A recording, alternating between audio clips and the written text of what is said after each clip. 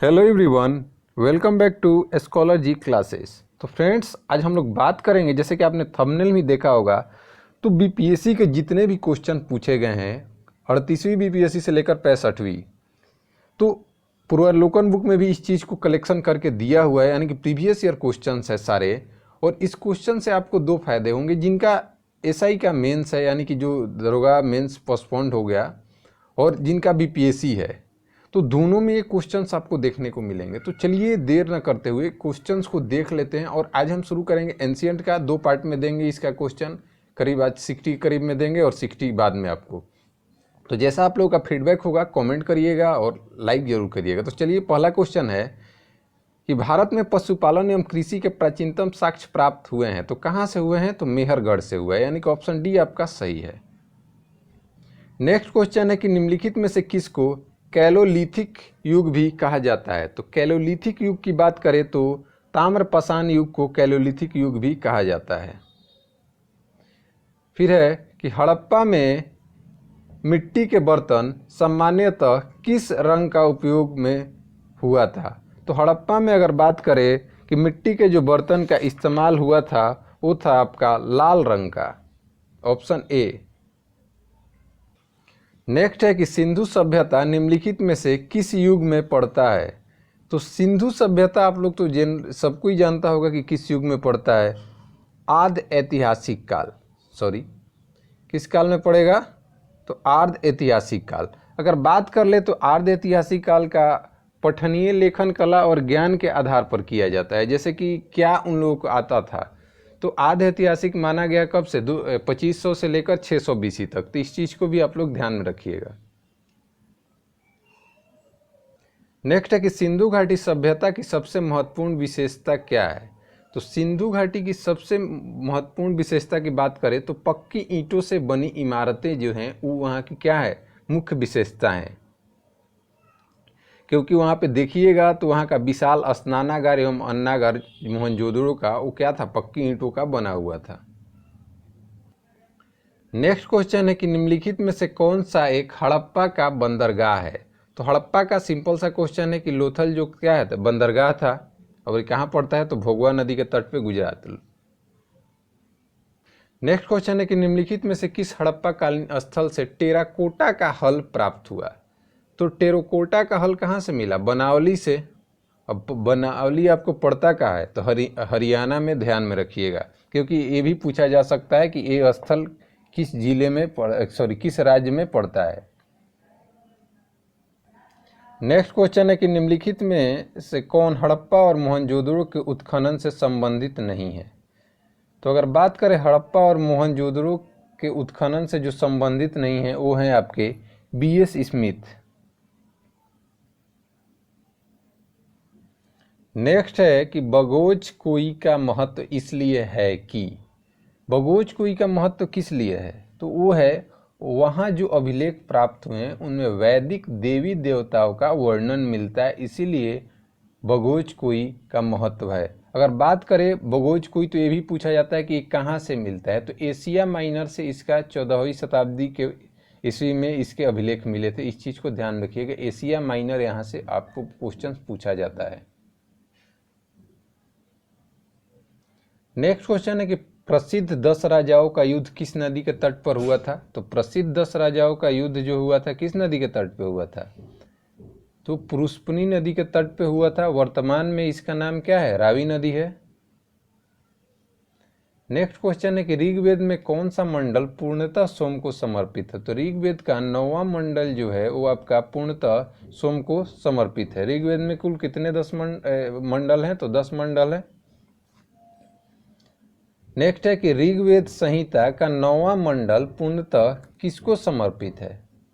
तो अगर बात करें ऋग्वेद की 9वां मंडल, अभी हम बताएं कि पूर्णतः सोम को समर्पित है, तो यहाँ सोम और इसके पेयजल के नामांकित देवता को भी दिया जा रहा है।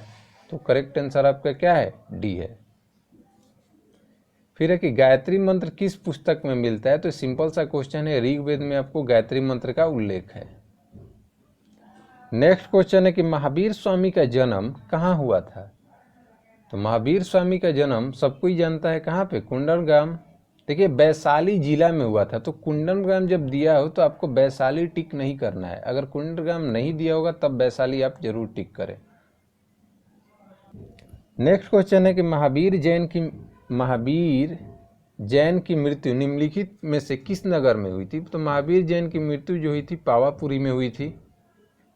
नेक्स्ट है कि भगवान महावीर का प्रथम शिष्य था, तो प्रथम शिष्य कौन था? उनका दो दामाद था, अनुजया प्रियदर्शनी का पति जामिल उनका ही प्रथम शिष्य था।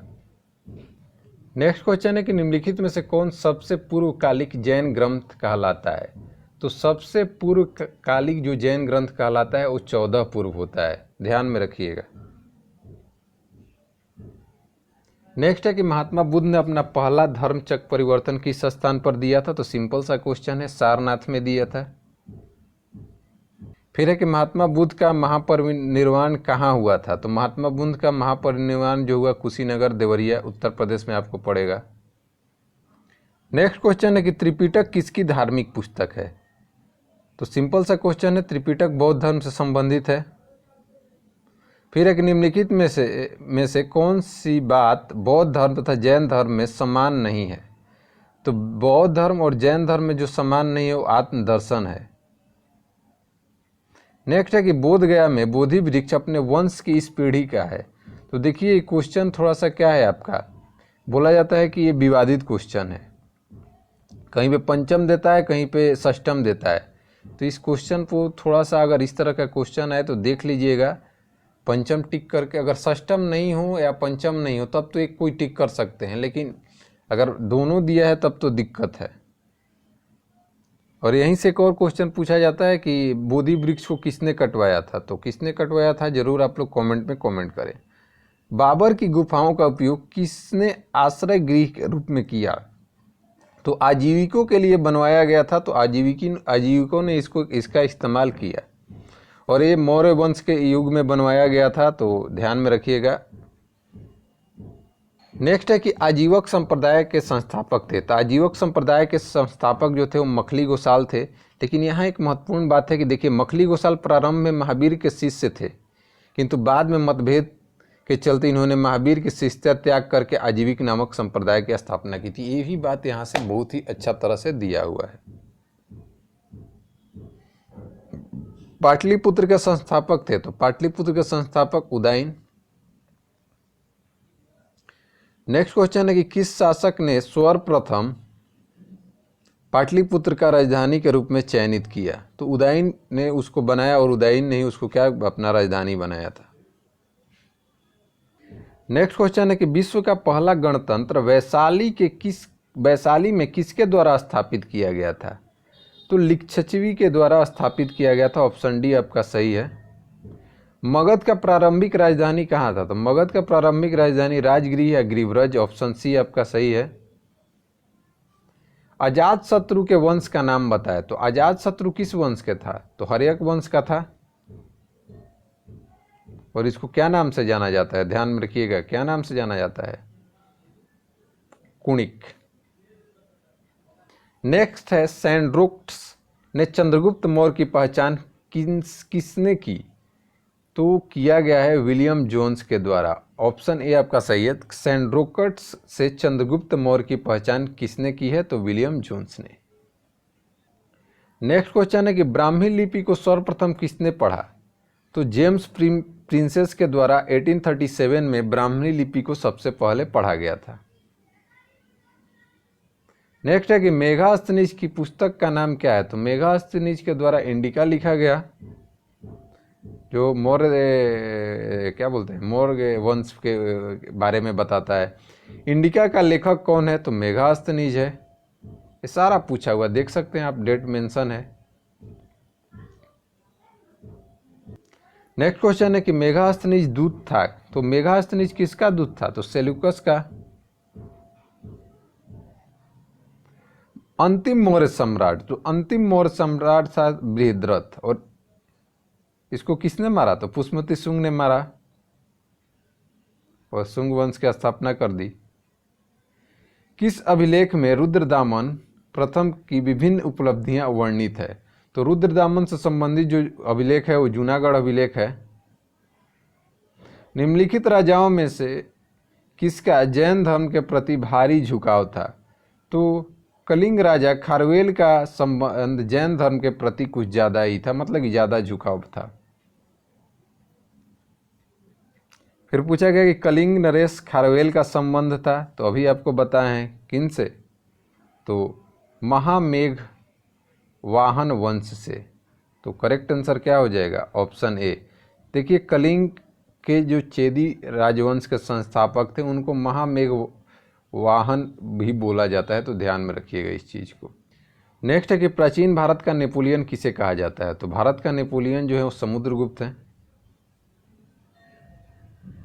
गुप्त सम्राट जिसने हुनों को पराजित किया था, तो स्कंदगुप्त, जिसके काल में हुनों के द्वारा आक्रमण किया गया था और इसने उसको क्या किया? पराजित किया। फिर है कि किस प्रकार की भूमि को अपरहत कहा जाता था?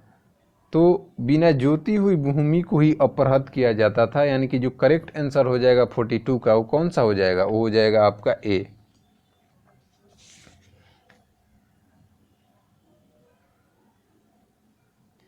नेक्स्ट क्वेश्चन है कि चीनी यात्री सिंग यून ने भारत की यात्रा की थी। ध्यान रखिएगा सिंग यून पूछा गया है आपसे।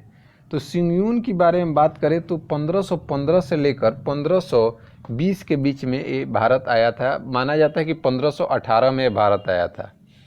और क्या है, ये भी बौद्ध धर्म से, मतलब कि बौद्ध धर्म की यात्रा पर निकला था। फिर नेक्स्ट क्वेश्चन है कि हर्षवर्धन के शासन काल में किस चीनी यात्री ने भारत की यात्रा की थी? तो हर्षवर्धन के काल में तो फेमस है हेनसांग। अगर बात करें हेनसांग के, तो इसका जो प्रमुख मतलब ये कब आया था? तो 629, अगर एग्जैक्ट डेट की बात करें तो। नेक्स्ट है कि कल्हन की पुस्तक का नाम क्या है? तो कल्हन की पुस्तक जो थी वो राजतरंगिणी थी। नेक्स्ट क्वेश्चन है उदंतपुरी शिक्षा केंद्र निम्न में से किस राज्य में अवस्थित है? तो उदंतपुरी आपको बिहार में देखने को मिलेगा। तो अगर बात करें कि उदंतपुरी जिला कहाँ पे है, तो उदनापुर भी इसको कहा जाता है। प्राचीन काल का प्रमुख शिक्षा केंद्र जो बिहार में अवस्थित है। और इसकी स्थापना की बात करें तो पाल वंश के शासक गोपाल ने की थी। नेक्स्ट है कि कर्नाट वंश के संस्थापक कौन थे? तो कर्नाट वंश के संस्थापक आप देख सकते हैं कौन है, तो नान्य देव हैं।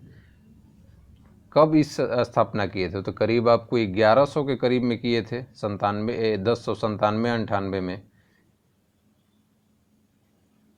कर्नाट वंश का अंतिम शासक कौन था? तो कर्नाट वंश का अंतिम शासक था हरि सिंह। ऑप्शन ए आपका सही है। नेक्स्ट है कि किस काल में अछूत की अवधारणा स्पष्ट रूप से उद्धृत हुई थी? तो अगर बात करें अछूतों की, तो वो हो जाएगा आपका धर्मशास्त्र के समय में। Option D. नेक्स्ट क्वेश्चन है कि कनिष्क के शासनकाल में बौद्ध सभा किस नगर में आयोजित हुई थी? तो कनिष्क के समय में बात करें तो ये कुंडलवन कश्मीर में हुई थी। ऑप्शन सी आपका सही है, चतुर्थ बौद्ध संगति था। फिर है कि भगवान बुद्ध के महापरिनिर्वाण के बाद पहली बौद्ध संगति कहाँ हुई थी? तो पहली बौद्ध संगति राजगिरी, अगर दूसरी की बात करें तो वैशाली, तीसरी पाटलिपुत्र, चौथा कश्मीर।